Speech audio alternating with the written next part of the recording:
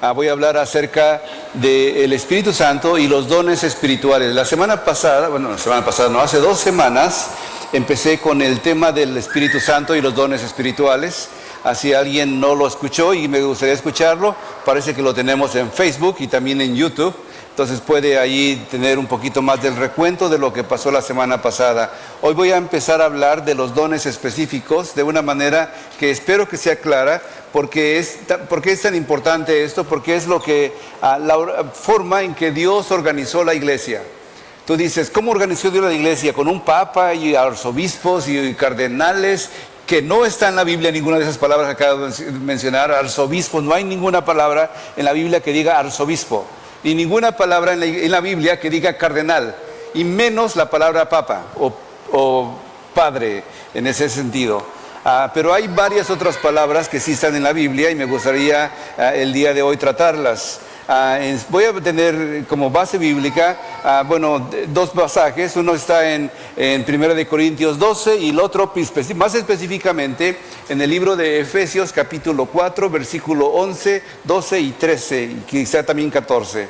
Pero voy a hablar un poquito entonces acerca de los dones. ¿Qué son los dones? La palabra dones viene del griego charis, y charis significa regalos o talentos. La palabra que utiliza la Biblia para hablar acerca de esos regalos de Dios, ya sea regalos, charis, o talentos. Talentos es una palabra que tiene un sentido, tiene una idea de una medida.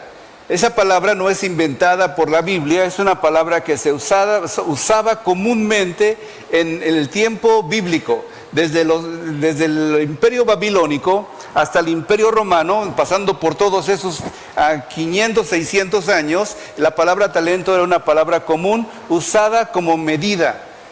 Era una medida que si tú ibas a comprar alguna cosa, te decían esto es un talento. Y un talento equivalía aproximadamente a unos 25 kilos en Babilonia y 32 kilos en Roma. Entonces desde 25, 26, 27, 30 hasta 32, eso es lo que equivalía a un talento. Entonces el talento se podía medir, era una forma de medida.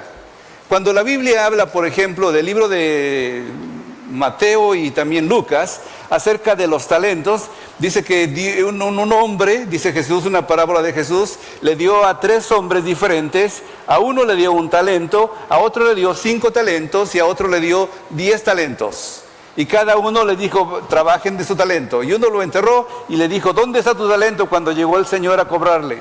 Y el hombre dijo, pues yo temía por ti y lo enterré, no hice nada con ese talento. Esos eran quizá 25 kilos de plata o 25 kilos de oro. Y decía entonces el sentido que nosotros tenemos también talentos. Y cuando tenemos talentos o dones o carismas, de ahí viene la palabra carismáticos, esos dones que nosotros recibimos de parte de Dios cuando creemos en Él, esos dones Dios nos los va a tomar en cuenta cuando nos enfrentemos a Él. Y esos dones o carismas vienen desde el Antiguo Testamento, no son nuevos.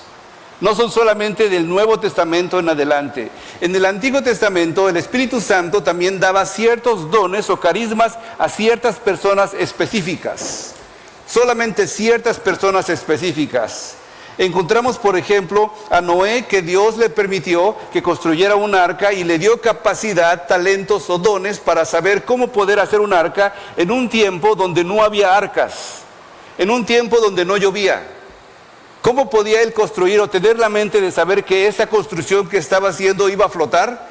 Pues porque Dios le dio talentos, le dio carisma, le dio dones para poder hacerle saber cómo hacerle, para poder hacer que una casa gigante, que en un tiempo donde no llovía, que pudiera flotar sobre el agua. Y Dios le dio capacidad a Moisés, por ejemplo, cuando también estaban en el desierto y tenían que transportar una tienda que Dios había nombrado como la tienda del encuentro, donde el hombre podía, Moisés en este caso, podía encontrarse con Dios y la gente podía saber que Dios estaba en ese momento con él.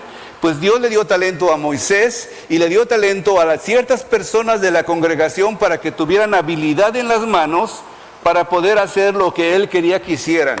Hicieron una increíble construcción sencilla de una tienda de campaña. en donde la presencia de Dios se manifestaba, en donde había un arca del pacto, había un menora, una cosa con lámpara y otra para poner los panes, había diferentes cosas, un altar también, había también un altar donde quemaban los sacrificios, había animales. El arca tenía 2 ángeles que se cruzaban las alas uno con el otro, y era una cosa increíble que Dios le dio talentos a la gente para hacerlo. En otras ocasiones les dio talentos diferentes. Talentos como por ejemplo de mucha fuerza. Un hombre llamado Sansón, que no era nada bueno, no era una persona espiritual, no era una persona que estuviera entregada a Dios con todas sus fuerzas. Dios le dio talento a esa persona específica para poder hacer un trabajo que él necesitaba que se hiciera en ese tiempo. Entonces Dios podía usar a personas que eran espirituales y a personas que no eran espirituales en ese tiempo, ¿sí? Salomón, un hombre con mucha sabiduría, Dios le dio capacidad para hacer un templo, ¿sí? Y los profetas, no podemos olvidar los profetas, Dios les hablaba directamente a ellos para decirles que le dieran una comunicación, un mensaje al pueblo, para que el pueblo supiera qué debía hacer. Ellos se aparecían en determinado momento en la historia de Israel, vez tras vez, no en uno solo, diferentes, y aún varios en el mismo tiempo. Y aún en el tiempo del Antiguo Testamento había una escuela de profetas, una cosa increíble. Habían escuelas de profetas para que las personas que tuvieran ese deseo de consagrarse a Dios fueran y supieran qué hacer para poder recibir una palabra de Dios y comunicársela al pueblo, ¿sí? Y todo eso, el libro de Corintios dice: no quiero, hermanos, que ignoréis acerca de los dones espirituales. Y he hablado un poquito acerca de, no quiero que ignoren ustedes, porque ustedes también, si tienes un llamado de Dios, si tú has aceptado a Jesucristo, tú has recibido de parte de Dios talentos, dones, carismas, ministerios. Voy a hablar un poquito de eso el día de hoy, ¿sí? Y quiero empezar por la base. El día de hoy voy a hablar acerca de los ministerios de la iglesia. Los ministerios es una palabra que aparece en Corintios, dice por ejemplo en ese pasaje 1 de Corintios 12:4, ahora bien hay diversidad de dones, carismas, pero el Espíritu es el mismo, y hay diversidad de ministerios, esa es la palabra que ahorita voy a decir cuál es la palabra en griego también, pero el Señor es el mismo, y hay diversidad de operaciones, otra palabra diferente a ministerios, a dones. Pero Dios, que hace las mismas cosas en todos, es el mismo. Pero a cada uno les ha dado la manifestación del Espíritu para provecho. Y hay manifestaciones. Entonces hay ministerios que son la base de la iglesia. Hay operaciones que funcionan a través de los que están haciendo el trabajo de la iglesia. Y hay manifestaciones que están también en la iglesia y que en determinado momento tú puedes tener en cada una de ellos algún llamado que Dios ha dado a ti. ¿Cuál sería tu lugar dentro de estos panoramas que estoy poniendo delante de ti? ¿Sí? Empiezo a hablar acerca de eso, ¿sí? La palabra dones es carisma, significa regalo, pero también indica un favor que se recibe sin tener mérito para ella. La palabra carisma tiene relación con la palabra charis, que quiere decir gracia o favor, regalo, talento. Su objetivo es capacitar a los santos para el ministerio y es dada por el Espíritu Santo, aunque también voy a hablar un poquito acerca de eso un momento más. Ministerios son dados por el Hijo, y la palabra que se utiliza para ministerios es diáconos. Diácono simple y sencillamente significa servidor. Entonces aquella persona que tiene un ministerio tiene en realidad un servicio. En nuestros tiempos hemos llamado ministerio para sentirnos superiores a los demás. Yo tengo el ministerio y nos sentimos superiores. Pero en realidad la palabra ministerio es para decir, yo tengo el ministerio y por eso voy a servir de lo que Dios me ha dado a los demás. Y quiero que se tengan eso en mente bien claro. Cuando alguien te pregunta, ¿tú tienes un ministerio? Él está esperando posiblemente que tú digas, sí, yo soy muy importante porque yo puedo hacer esto y aquello y tengo tal nombramiento. Pero en realidad, cuando la Biblia habla acerca de un ministerio, es una persona que sirve a los demás. Y entendemos que el que sirve a los demás no es más importante que el que es servido. Si nos sentimos superiores a los demás, estamos errando el punto que Dios enseñó desde todo el tiempo, ¿sí? Desde cuando estaba ahí en la última cena, lavando los pies a sus discípulos, y Pedro decía, yo no quiero que me laves, yo te los lavo a ti, yo soy menor que tú.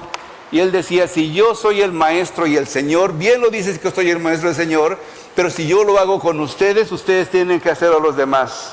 Si alguien se llama ministro de algo, no es para sentirse superior a los demás, sino para servir a los demás.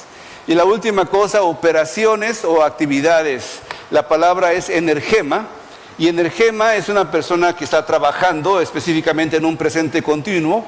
Se deriva del energema, que significa un trabajo eficaz, pero también esa palabra tiene mucho que ver con la palabra energía. ¿Han escuchado ustedes la palabra energía? ¿Qué es energía? Energía es como cuando le ponen las pilas al conejito que toca el tambor en la televisión de los anuncios, y lo hace más rápido si le ponen mucha energía, ¿sí? Ese tipo de cosas también están en la iglesia, y cuando la persona que tiene ese don lo usa, se llena de energía para poder hacerlo. Esa persona está siendo bendecida cuando está usando su ministerio, su don, su carisma, su energema, y bendice a la gente que está recibiendo la bendición, ¿sí? Voy a ir rápido porque son muchas información que tengo aquí, ¿sí? En Efesios 4, 11 y 16 dice, y él mismo constituyó a unos apóstoles, y ahí surgen las palabras de los 4 o 5 ministerios que en la Biblia se mencionan acerca de, ahorita voy a hablar de cuántos son, pero ministerios, acuérdense, hemos hablado que son diáconos, los ministros son diáconos, son aquellas personas que sirven, y él mismo constituyó a algunos apóstoles, voy a poner mi dedo gordo en eso, va a ser número 1, a otros profetas, a otros evangelistas, a otros pastores y maestros. Pastores y maestros podrían ser los mismos, y ahorita voy a explicar por qué, pero pueden ser 5 o pueden ser 4. No importa si alguien dice que son 5, o no importa si alguien dice que son 4, pero son funciones que la iglesia puede hacer.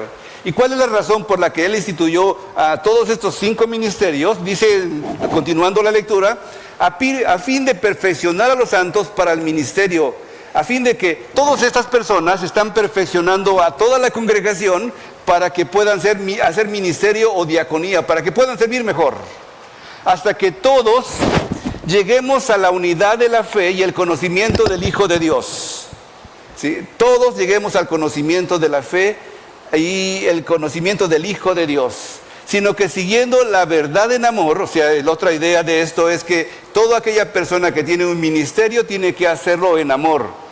Y ahí voy a hablar después un poquito acerca de la crítica de aquellas personas que tienen un ministerio y no lo hacen en amor. Híjoles, dañan a la congregación increíblemente. Para la edificación del cuerpo de Cristo, para que ya no seamos como niños fluctuantes, estoy leyendo el versículo como está diciéndolo, para que ya no seamos como niños fluctuantes son niños bebés que están ahorita contentos y al rato tienen hambre y se pueden a gritar en frente de todos los demás. ¿Y qué puede hacer uno? Son bebés, ¿sí? Estuvieron en mi casa unos niños y sus papás me decían, pues discúlpeme hermano porque mis niños, y les dije, los niños son niños, ¿qué se puede esperar de un niño? No se le puede esperar que sea un adulto pequeño, es un niño va a hacer travesuras, va a romper, va a tirar, va a gritar, toda clase de cosas que hace un niño, pero la Biblia dice entonces que ya no seamos nosotros como niños fluctuantes, llevados por doquier viento de doctrina. Entonces, otra de las cosas específicas que habla acerca de por qué es importante los ministerios, es porque no tenemos que ser llevados por cualquier persona que se levanta y habla que dice que en nombre de Dios y nada más está hablando en nombre de suyo, ¿sí? Crezcamos unidos, ayuda mutua en amor, ¿sí? Y voy a decir por qué pienso que podrían ser 4. Voy a explicar esa razón que por qué pienso que son 4. Bueno, en el original griego, cuando se escribió la Biblia, se escribió en griego y se tradujo al español, se tradujo al latín, se tradujo al alemán, se tradujo a todos los idiomas quizá que se hayan escrito la Biblia le llaman idiomas vernáculos es que populares, comunes, pero surgen todos del griego, ¿sí? Y en el griego, ahora sí que se las puse en griego, las palabras que están en la pantalla, ¿sí? Habla acerca de kei autos, Y esta palabra autos puede sentirse, bueno, taos, la palabra taos, más bien enfocándome en la palabra taos. Si se fijan ahí, en la pantalla está empezando la palabra taos y significa a los o a unos, a los o a unos. Entonces, Dios instituyó a unos o a los como emisarios o apóstolos, en la palabra en griego. Esta palabra apóstolos es de donde sacamos la palabra nosotros apóstol, que significa emisario o enviado, alguien que es enviado. Y a los, otra vez aparece la palabra a los o a unos, taos, voceros, y la palabra que se utiliza en griego es profetas. Voceros son profetas. Vocero es aquello que habla en nombre de otra persona. Si yo le digo a mi hijo, ¿dónde está mi hijo? Aquí, Andrés. Le digo a mi hijo Andrés, ve y dile a tu mamá, que no está aquí en este momento, que se prepare porque vamos a salir a las 3 de la tarde, ¿sí? Entonces él va en mi nombre y le dice a mi esposa que se tiene que preparar porque a las 3 tenemos que salir de aquí. Entonces él se vuelve un emisario, se vuelve un apóstol. Alguien que es enviado a decir una palabra a otra persona. ¿Qué es un profeta? Profeta, perdón, es la palabra profeta. ¿Qué es un profeta? Aquella persona que lleva el mensaje de otra persona y habla en su nombre cuando él habla. No son sus propias palabras, son las palabras de alguien que le dijo que fuera y que le dijera cierta cosa, ¿sí? Y otra vez aparece la palabra taos, a los o a unos. Proclamadores del buen mensaje, esa es la traducción literal. La palabra griega que se utiliza para proclamadores del buen mensaje es evangelistas. ¿Han escuchado la palabra evangelistas? Viene del griego evangelium, que significa buenas noticias. Aquel que lleva las buenas noticias. Evangelistas es una palabra en griego. Cuando tú dices evangelistas, estás hablando en griego. Cuando tú dices profetas, estás hablando en griego. Cuando dices apóstoles, estás hablando en griego. Aunque no lo sabías, ya tienes por lo menos 3 palabras en griego. Si alguien te pregunta si sabes griego, dile que sí, ¿sí? Por lo menos sabes 3, ¿sí? A los proclamadores del buen mensaje. Y después sigue a otros, ¿sí?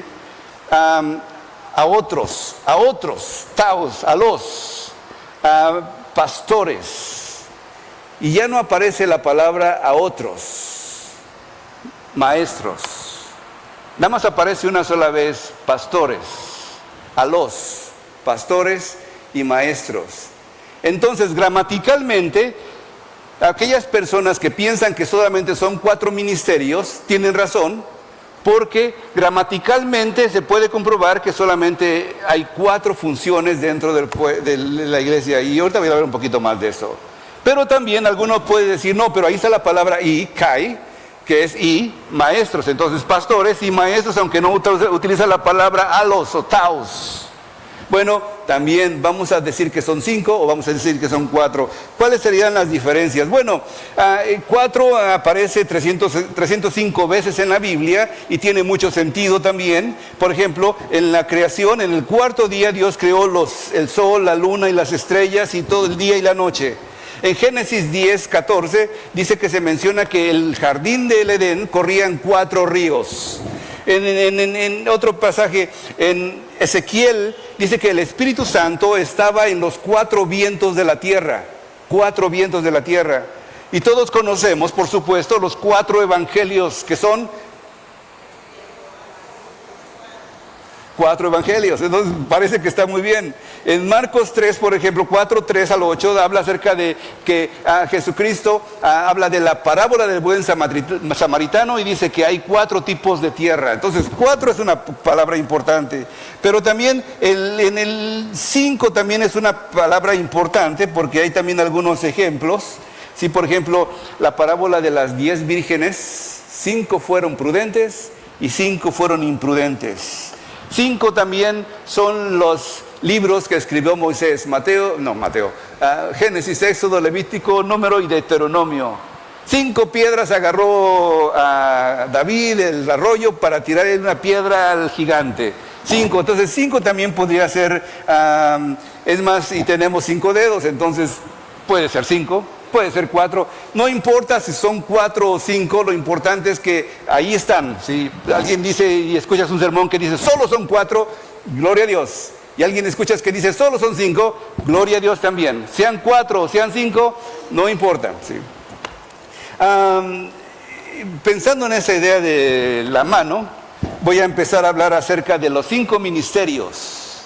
Primer ministerio, el de un apóstol. La definición de un apóstol es alguien que es enviado, ¿sí? O un mensajero. Tiene ciertas características este mensajero. Es regularmente la persona que empieza o establece algo nuevo. Dios lo envía, los apóstoles. ¿Cuántos apóstoles tiene Jesús? ¿Alguien se acuerda de esa respuesta? ¿Cuántos sería? 12. Los 12 apóstoles.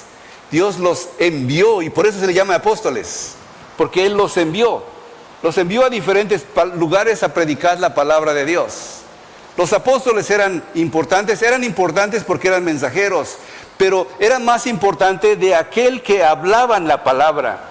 Entonces el importante no era el mensajero, el apóstol, el importante era de aquel de quien venía la palabra, y de quien venía la palabra era de Jesucristo mismo. Jesucristo los envió. Una persona que se considera un apóstol es una persona que Dios envía, ¿sí? Tiene entonces, de cierta manera, autoridad sobre ciertas iglesias. Cuando digo que una persona es un apóstol, significa que es enviado, ya sea que sea enviado a otro país, como a continente como África, o a China, o hasta mero abajo, a Argentina o Chile, donde sea, o puede ser enviado al otro lado de la ciudad, o puede ser enviado a la siguiente colonia. Cuando una persona es enviado, esa persona se convierte en un apóstol y va a empezar algo nuevo. ¿Sí? Y de aquí, de esta congregación, puede haber algunos que tengan el llamado de ser un apóstol, de empezar algo nuevo. Y yo no quiero decir que tú vas a ser, porque yo no soy de esa clase de personas que dice quién tiene que ser qué, ¿sí? En algunos congresos que he asistido, he visto a los predicadores que a toda la gente que pasa le dice, y tú vas a ir a las naciones, y tú vas a volverte rico, y vas a prosperar, y caramba, parece que están regalando ahí dulces, y yo quiero formarme también, que me regale mi dulce, ¿no? Porque va a decir cosas buenas. Pero ¿quién es realmente un apóstol? Un apóstol es alguien que empieza algo desde el inicio, ¿sí? Empieza algo que apenas está surgiendo. Entonces un apóstol también es alguien que también está preparando líderes. Hay aquella persona que se considere que es el único que tiene que hacer todo. Es triste, pero en algunas ocasiones el apóstol tiene que hacer todo, literalmente tiene que hacer todo, no hay nadie. Yo he estado en situaciones así. Fui enviado a República Dominicana a los 22 años. Me pusieron un gringuito que supuestamente sabía más que yo porque había terminado la escuela y yo estaba todavía en mi año de práctica. Pero ese gringuito tenía miedo a hablar a la gente, era de esos tímidos que no quería hablar nada. Y pues yo me tuve que poner enfrente a hablar porque él no quería hablar. Entonces yo me sentía el apóstol y tocaba la guitarra. No había grupo de alabanza, ¿sí? No había ni quien recogiera la ofrenda, pues hasta recoger la ofrenda yo, aunque nomás me daban puros centavos, ¿sí? No había quien visitara, pues yo visitaba, porque pues ¿a quién mandaba a visitar? No había quien oraba por los enfermos, entonces yo oraba por los enfermos. No había nadie, entonces yo tenía que hacer todo, ¿sí? Eso es un apóstol, alguien que no tiene miedo a empezar, pero que continuamente está preparando personas para liderazgo. Se carga un par de personas a su lado, ¿sí? En mi caso, una persona que ya les he comentado, que estuvo conmigo, que se surgió de la brujería, ¿sí? Este hombre, después de un testimonio largo, pues se convirtió al evangelio y me dijo, yo quiero ser como tú, Joel, ¿qué hago? Y pues acompáñame, digo, ¿ves lo que hago yo? ¿Sí? Y ahí cargaba unas bocinitas de esas con pilas o con baterías, y me daba un microfoncito chiquito porque no tenía para tanto, y ahí andábamos con autoparlantes en los diferentes lugares predicando la palabra, y él me acompañaba. Ahora vente, vamos a orar, y ya nos sentábamos a orar los dos ahí en el cuartito que tenía porque ni templo había. Y ahora vente, mira, fíjate lo que dice aquí, ¿qué te parece este pasaje? Y leíamos la palabra y le enseñaba. Eso, y esta persona, déjame decirte, él tenía 40 años, si no es que un poco más, yo tenía solo 22 años y yo le estaba enseñando a este hombre las cosas espirituales. Entonces, un apóstol no tiene que ser una persona anciana o mayor que tú. Puedes ser un apóstol y estar enseñando a otros que son mayores que tú. No es que mientras más viejo eres mejor apóstol. Una persona que tenga el deseo de hacerlo puede ir y puede empezar cosas nuevas. Y no nada más me refiero a iglesias, no quiero hablar solamente de templos. Puede ser ministerios, otros ministerios como por ejemplo visitar las cárceles. Pastor, ¿qué se necesita para visitar la cárcel? Pues yo no sé tanto porque yo no visito tantas cárceles. Regularmente visito solamente una cárcel, ya me dieron de autorización para hacerlo, voy cada mes o cada 2 meses y ahí estoy en esta cárcel. No visitando a todo el grupo, sino solamente a una persona. Hay también oportunidad de empezar ministerios o de discipulado o de apostolado en hospitales. Hay tanta gente sola ahí que no tiene quien le visite. Y si tú sientes en el corazón de que Dios te dice, ¿por qué no alguien visita a los enfermos en los hospitales? A lo mejor Dios está llamando a eso. ¿Sí? Hay algunos hospitales que tampoco te dejan visitar a todos. Estuve yo visitando a una persona que tuvo un grave problema de depresión, se quiso suicidar, lo llevaron a cierto lugar de urgencias donde lo tenían vigilado las 24 horas. Llegué allí porque la familia de este muchacho me pidió que lo visitara, lo visité, estuve compartiendo con él, hablando con él. Luego otros enfermos también, enfermos de la mente también, que estaban por ahí paseando alrededor porque están libres, no están aprisionados ni amarrados ni nada, están libres, comiendo, jugando, haciendo varias cosas. Se acercaron conmigo y empezaron a preguntarme también y a pedirme que orara por ellos. Y yo, pues como soy buen pastor, dije, pues vamos a orar. Y todos me puse a orar con varias personas. Y yo quiero por mí por esto. Y ya tenía varios clientes ahí orando por todos ellos. Cuando ya voy saliendo, me detiene la enfermera y me dice, usted es un pastor, ¿verdad? Es la primera vez que viene. Digo, sí, es la primera vez que vengo. Y dice, le voy a pedir por favor que la siguiente vez, si viene a visitar a una persona, solamente esa persona visite. Está prohibido hablar con otra persona que no es la persona que viene a visitar. Y yo dije, ay caramba, ya rompí las reglas. ¿Sí? Pero las rompí de buena gana. ¿Sí? Y lo volvería a hacer, pero ya tendría más cuidado porque no se puede hacer. Algunas veces no se puede hacer. Pero mientras tanto, uno puede empezar cosas. Alguna gente ve a los niños en la calle y dice, ¿quién se preocupa de los niños en la calle? Y a lo mejor es tu llamado. Otras personas ven a la gente en las calles viviendo con toda la familia y no tienen ninguna casa, no tienen a lo mejor ni para comer y sienten en el corazón que tienen que hacer algo. A lo mejor Dios te está llamando para que tú hagas algo también. Ese también tiene sus propios problemas o sus desafíos. Ser un apóstol también significa persecución. Esa es la parte negativa de ser apóstol. O negativa no, porque también quizás sea más positiva. En una ocasión estaba yo predicando ahí en la sierra, un lugar de indígenas, con algunos criollos, y mestizos, y estas personas estaban tomando en la tienda, ahí vendían alcohol, pues estaban borrachándose, ¿sí? Y yo llegué a comprar algunas cosas ahí, pues es una tienda, pues vas a comprar comida, no vas a comprar algo. Y llegué y salí y estas gentes que estaban tomando, dice, ¿y por qué estás aquí? ¿Y qué haces? Y todas clases de preguntas que le hacen a una persona extraña que está predicando en un lugar diferente al de ellos. Y luego me empiezan a decir, tómate una con nosotros, ten, ¿sí? Y no es pecado tomarse una así, que me vaya al infierno por tomar una cerveza, pero sé que un testimonio se acaba ahí si empiezo a tomar con ellos. Y dije, no lo puedo hacer, invítame un refresco y me lo tomo contigo. Invítame agua y me la tomo. Invítame algo diferente y me lo tomo, pero no me pides que me emborrache contigo. ¿Sí? Y se pusieron a empezar a poner agresivos. ¿Y por qué tú no tomas? ¿Te sientes mejor que nosotros? ¿Qué quieres? Y vienes a perturbar nuestras costumbres y toda clase de tonterías. ¿Sí? y empiezan a agarrar la botella en lugar de así, agarrarla así, y ya como que empiezo yo, ay, caramba, ¿qué me va a pasar aquí? ¿Sí? En eso ya estaban acercándose, los tenía a 2 pasos de mí ya, con varios de ellos alrededor de mí. Una jovencita de 11 años, solamente 11 años, de esa misma tribu, los Pame, se puso enfrente de ellos y yo, ¿sí? Viéndolos enfrente a ellos, ¿sí? Así como que a mí no me pasan. Y estos hombres no pasaron a esa niña. Yo creo que era un ángel en ese momento. Porque con toda la agresividad, con todas las maldiciones que ya estaban diciendo, con todo que agarrar la botella diferente, yo no me esperaba que me llegara primero para agacharme, ¿sí? Pero esa niña no la pasaron esos hombres, porque Dios me protegió, y un apóstol va a sufrir persecución. Es riesgos de cualquier tipo de riesgos.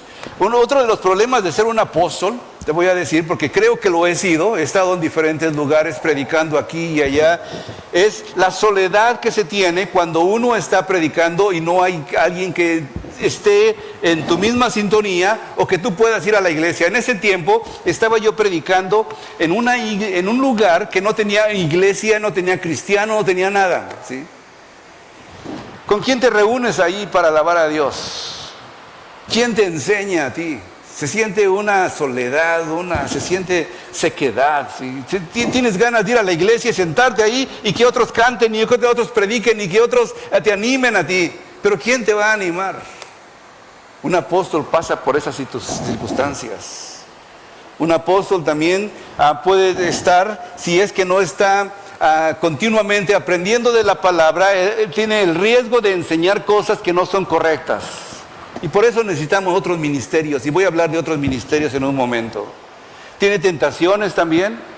El problema de ser un apóstol cuando estás solo y no hay nadie que cuide tu espalda, o no hay nadie que esté alentándote a seguir el camino recto, es que se puede uno desviar y terminar en malas circunstancias. Sigo de adelante porque, híjole, tantas cosas que tengo que decir, pero no puedo decirlas porque es muy poco tiempo, ¿sí? Siguiente palabra es profetas. ¿Sí? Si dijéramos que ¿qué dedo sería el apóstol? Sería el dedo gordo. Ese dedo gordito es el más fuerte, ¿sí? El más interesante, el que se necesita para todo, para agarrar y para todo. Ese apóstol, ¿sí? Pero el otro dedo, el profeta, es aquel que te dice dónde ir. Ve para allá, ahora ve para allá. Ahora no hagas eso, ¿sí? Ahora sí haz eso, ¿sí? Ahora ve para arriba, ahora no veas para atrás. Y te está diciendo continuamente qué es lo que se tiene que hacer, ¿sí? Es un dedo índice. En ese ministerio de profetas es continuamente, está obviamente edificando a la iglesia. En el Antiguo Testamento encontramos varios profetas. En el Nuevo Testamento encontramos también varios profetas. ¿Y quién es un profeta el día de hoy? Un profeta no es aquel que tiene una tarjetita de profeta, ¿sí? Y dice, yo soy el profeta tal, ¿sí? Invíteme a predicar, les cobro tanto, ¿sí? Ese no es un profeta. Un profeta regularmente vive como profeta. Se viste como profeta, ¿sí?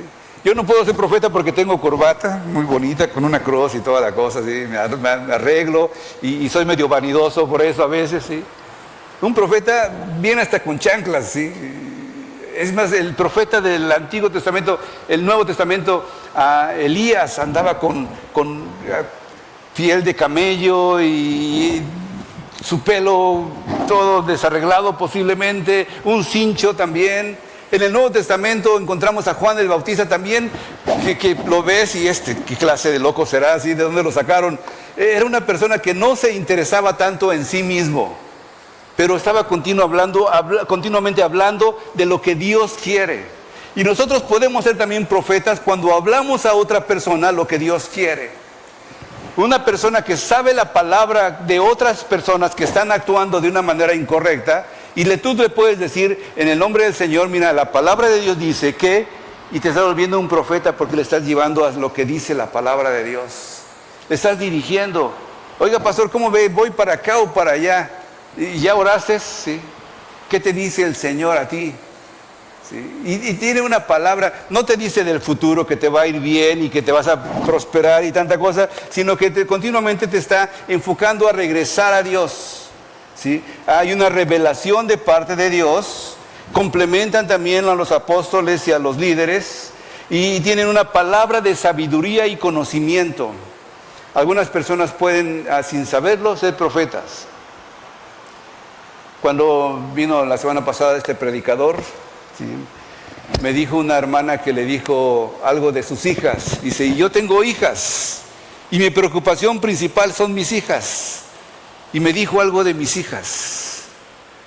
Otra hermana me dijo, el pastor me dijo algo de que soy una mujer fiel, y yo soy una mujer fiel, y me sentí contenta de que Dios me dijera que yo soy una mujer fiel a través del predicador cuando me oró. Y yo no sé qué les dije a ustedes, porque oró por varios. Pero si este es un profeta, este les puede decir cosas que necesitan escuchar en el momento. Si no es un profeta, les va a decir todas esas cosas de que te vas a volver rico y te vas a ir al África y que vas a convertir, hasta los leones se van a convertir y todo eso, esa clase de tonterías, ¿sí? Pero si es alguien de Dios, va a arreglar tu corazón, va a darte una palabra a tu corazón, ¿sí? Eso es un profeta, ¿sí?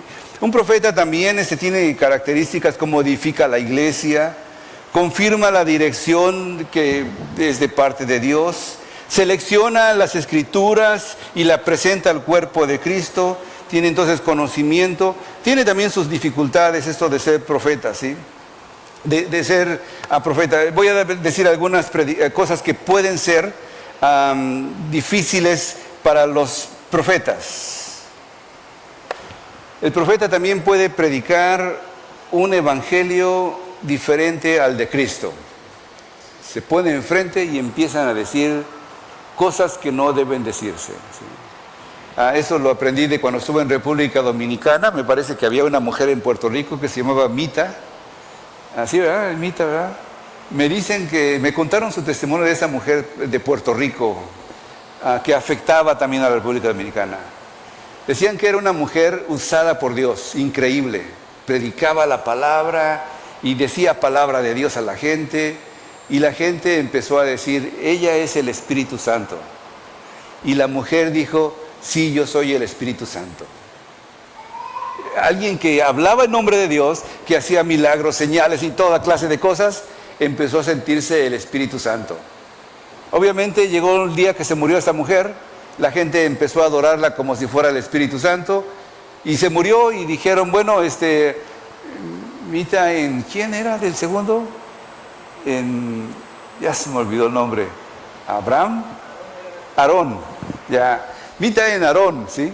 Porque se quedó como sucesor Aarón, otro gordito puertorriqueño, ¿sí? Y ahora Mita se puso en Aarón, no el Espíritu Santo, Mita, y ahora Mita en Aarón. Y el hombre se siguió el ministerio. Hay una iglesia en México muy famosa también. Se llama la Iglesia La Luz del Mundo. ¿Han escuchado de esa iglesia? La Luz del Mundo, sí. La empezó un mexicano también, mexicano de esos mexicanos, católicos, bien católico el hombre, que decidió hacer su propia iglesia y autonombrarse el representante de Dios en la tierra, el séptimo ángel y un montón de cosas más. Y él dijo, yo soy el representante, y la gente le empezó a hacer caso. Tenía ideas increíbles de, ¿cómo se llama? De organización, porque ayudaba a la gente. O sea, si tú ibas ahí, te ayudaba, que si no tenías trabajo, te daba trabajo. Si no tenías casa, te daba casa. Si no tenías para comer, te daba de comer. Si no tenías ropa, te daba para ropa. Si tenías que pagar tu colegiatura y no tenías para pagar, él te pagaba por eso. ¿Cuántos no se irían a una iglesia así? Me van a preguntar, ¿dónde es, pastor, para ir a apuntarme, verdad? Ya estoy escuchando eso, ¿sí? Pero bueno, pero a la misma vez, cuando terminaba de hacer todo eso, a ver, todo el diezmo para acá, y si no es que más cuotas y más cosas, y te volvías una persona que eras literalmente parte de esa secta, que es una secta completamente. Se murió ese viejito, siguió el hombre siguiente, ¿sí? El hijo de ese hombre. Se murió ese hombre y nombraron al nieto ahora, y el nieto actualmente está en la cárcel pagando una deuda por violación y por abuso de menores y por tanta cosa sexual, ¿sí? Y había acusaciones contra el padre y había acusaciones contra el abuelo que nunca se llevaron, porque el hombre ese daba muchos votos al gobierno del que estaban en ese momento y no pasaba nada. Se puede caer en esas circunstancias, ¿sí? Su fruto de las personas nos da cuenta de quién es un buen profeta y quién no es un buen profeta, ¿sí? Hijo, les voy a saltarme muchas cosas. Ejemplos bíblicos. Voy al siguiente. Pastor ahora, ¿sí? Perdón, de evangelista. Me salté de evangelista, ¿sí? 10 beneficios de evangelista, ¿sí? Bueno, voy a decir varios. Predican el evangelio, ¿sí? El evangelio son las buenas noticias. Llaman a la conversión de las personas continuamente y tienen gracia para hacerlo. No todos lo pueden hacer, estos sí los pueden hacer muy bien, ¿sí? ¿Quiénes son evangelistas? Bueno, en el Nuevo Testamento estaba Felipe, Pablo. En nuestros días había 2 evangelistas muy famosos, uno americano y otro hispano. El americano era Billy Graham, murió hace un par de años, increíble hombre. Estuve en una de sus campañas aquí cuando estaba el Metrodome, aquí donde jugaban los Vikings. Se llenó hasta arriba, ¿sí? Todas las iglesias participando para que vinieran a escuchar a este hombre que tenía gracia para predicar la palabra de Dios. Las iglesias, que nunca se unen, ahí estaban unidas. Estuve ahí yo presenciando, era increíble la cantidad de iglesias que estaban ahí representadas. Todas las iglesias de todos los colores, de todos los sabores, ahí estaban representadas. Todos trayendo amigos para que vinieran a escuchar el evangelio a los amigos.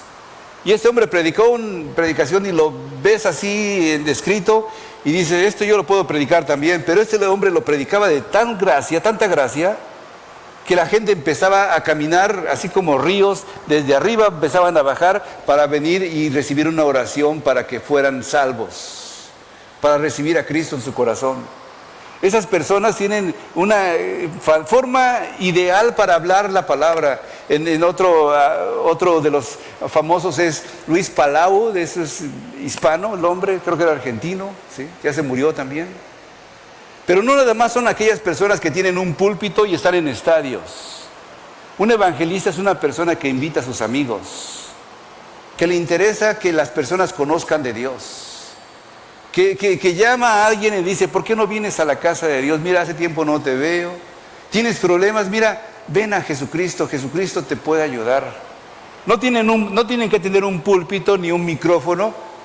Pueden hacerlo en su propio contexto, en muy pequeña escala, pero son en su corazón ministros, sirven a otros, ¿sí? Trae vida, bendición, gozo, crecimiento, ¿sí? Revelación, fluidez, misericordia, son fervientes en oración estos evangelistas, ¿sí? Ellos aunque los rechazan y los persiguen, ellos pueden seguir y no les importa que los persigan, ¿sí? Siguen adelante. Lo último que voy a decir es que aunque haya conflictos, pueden traer conflictos a la iglesia si el evangelista no se sujeta a las cosas de la iglesia, a las cosas de Dios. Y quiero decir que todos ellos trabajan en conjunto. Si tú ves a un profeta que diga, yo soy profeta pero no me sujeto a ninguna iglesia, ese no es un profeta de Dios. El profeta de Dios se junta con la iglesia. El apóstol es enviado por la iglesia. El evangelista es parte de la iglesia. Si un evangelista se considera evangelista y por eso no tiene que sujetarse a nadie y dice, yo no me sujeto a nadie, ese es un mal evangelista. Un evangelista tiene que estar también sujeto a alguna iglesia, a algún pastor, ¿sí? Y ahí es donde viene la palabra diferente, la cuarta, pastor. Dice en 1 de Pedro 5, 2 al 11, recomiendo a los pastores, cuiden a las ovejas de Dios con el deseo de servir, no por obligación o por ambición o por dinero. Recomiendo obedecer a sujetarse a los pastores, ya que velan por las almas de las personas. Juan 10, 14, 15 dice que el Señor es el buen pastor que conoce a sus ovejas y pone su vida por ellas. Jesús es pastor de pastores. Hebreos 13, 7 dice, recomienda recordar a los pastores, considerar su conducta e imitar su fe. Y Ezequiel 34 habla de los malos pastores, ¿sí? Si pusiéramos los dedos, ¿sí? Apóstol, profeta, evangelista, y ese sería el pastor. El pastor es el que está casado con la iglesia, ¿sí?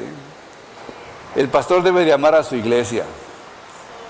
El pastor se puede desvelar por su iglesia. El pastor, si no ama a la iglesia, tiene dos amores, es bígamo, porque tiene a su esposa y tiene a la iglesia, ¿sí? ¿Cuál ama más? ¿Quién sabe cuál de los dos ama más? Pero un pastor ama a la congregación con la que se extraña a la gente, les llama a la gente, sabe los nombres de las personas. Un no tan buen pastor no sabe tu nombre, ¿sí?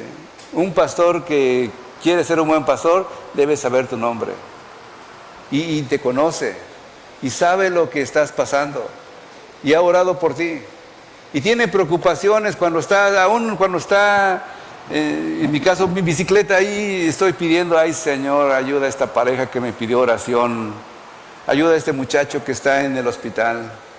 Señor, ¿recuerdas a aquella pareja que está peleando a cada rato? Ayúdale, Señor, que ya dejen de pelearse, ¿sí? Que ya empiecen a bendecirse en lugar de pelearse. Y está continuamente intercediendo por su congregación. El amor de un pastor tiene que estar bien claro ahí, ¿sí? ¿Qué más puedo decir de los pastores? Bueno, hay advertencias contra los malos pastores. Los malos pastores son los que se comen a las ovejas y no les interesa lo que pase con ellas. Se aprovechan de ellas, nomás les quitan la lana y no les dan ningún servicio, ¿sí? Hacen cosas que no deben hacer, ¿sí? Hay muchos ejemplos que podría dar cuando un pastor puede ayudar a una persona en situaciones difíciles. Recuerdo yo que una ocasión vino una mujer y me dice, mi esposo me está engañando, y lo caché, ¿sí? ¿Qué hago, pastor? Y yo dije, ¿qué quieres hacer? ¿Sí? Si quieres, puedes divorciarte de él, o si quieres darle una oportunidad, podemos hablar y también te puedo ayudar. ¿Qué quieres hacer tú? ¿Sí? Yo no te voy a decidir por ti, ¿qué quieres hacer tú? Decidió darle una oportunidad y hasta la fecha todavía siguen juntos después de hace como 30 años que pasó eso, ¿sí? Un pastor está continuamente haciendo cosas como esas, ¿sí? Un día un joven también estaba pasando por una situación familiar difícil, la comentó a la iglesia y la iglesia, con esa unidad que había en ese lugar, ¿sí? Empezamos a reunirnos con él y a ayudarle y a orar y a invitarle y a compartir y ser una familia para él. Y este hermano pudo superar esas situaciones. Y el pastor puede lograr que la iglesia, la gente desconocida que viene de diferentes países o diferentes culturas o diferentes lugares, puedan verse como una familia y apoyarse mutuamente. Eso es lo que hace un pastor. Es más, ¿sí? El pastor también está orgulloso de su congregación regularmente, ¿sí? Y yo estoy orgulloso de mi congregación. En el tiempo del COVID, una situación bien difícil económicamente para la mayoría de los hispanos. Y yo pensaba, ¿cómo voy a hacer que la iglesia pueda levantarse o pueda pasar por el tiempo del COVID? Nuestras ofrendas no son comparadas con las ofrendas de las iglesias americanas. Yo entiendo. Para empezar, pues no ganamos tanto. Y para terminar, pues no todos dan, entonces pues estamos así, ¿sí? Porque estamos así, ¿sí? ¿Y cómo le hago, Señor? Decía yo, ¿no? La iglesia americana me dijo, pues no te vamos a cobrar, pues no estás teniendo servicio, no te vamos a cobrar, ¿sí? Y yo tenía en mi corazón eso de, ¿cómo ayudo a la iglesia? De alguna manera empezaron a venir algunas bendiciones de algunas organizaciones que decidieron ayudar a iglesias como la nuestra, pequeñas, que no tienen mucha fuerza y que quieren que continúen subsistiendo. Y me llegaron algunas donaciones. Y esas donaciones, si alguno recuerda aquel tiempo, que estuviera en este tiempo del COVID, nosotros fuimos a su casa y le trajimos una ofrenda cuando supimos que alguien se enfermaba de COVID. Le traíamos una ofrenda, hermano, de parte de Dios. Ahí tienes esa ofrenda. No de parte del pastor, porque yo nomás era alguien que estaba a día de paso, ¿sí? De parte de Dios, mira, tienes una ofrenda. Y aparte le dije a mis hijos, van a tocar mariachi ahora. Y pues ok, sacaron su trompeta y su saxofón compramos un tololoche, uno de esos guitarrotes grandes, y yo con mi guitarra y íbamos a cantar a las casas de los hermanos alabanzas para animarles. Y algunos hermanos que no tenían tanto dinero pero tenían comida extra, se enteraban de que había alguien enfermo e iban a la casa de otro hermano y compartían. Eso lo hace un pastor que puede ayudar a la congregación a ser una familia entera. ¿Sí? Y por último, el maestro, aunque lo voy a dejar para otra ocasión, eso del maestro, y voy a ir a una historia final. ¿Sí? En esa historia final, ¿sí? Una historia ficticia, no es real. ¿Sí? Había una vez un rey que quiso construir un templo majestuoso. Un lugar donde toda la gente pudiera venir a adorar a Dios. El rey sabía que para lograr una construcción tan grandiosa necesitaba a varias personas, no podía depender solamente de uno, sino necesitaba varios. Entonces llamó primero a un arquitecto o arquitectos y les dijo: construyeme, muéstrenme algunas formas que podemos construir una cosa grandiosa. Y llegaron los arquitectos. Esos son los apóstoles. Los que a lo mejor no van a ver toda la construcción terminada, pero tienen visión para hacer algo grandioso, algo grande. Fui a un lugar, Estado de México, y empezamos a construir un templo. Solamente éramos como 40 o 30. ¿Sí? Cuando éramos, hasta 50 llegábamos. ¿Sí? Pero construimos un templo como para 400 o 500 personas. Pero si nada más éramos 30 o 40, no hacíamos mucho ruido ahí. ¿Sí?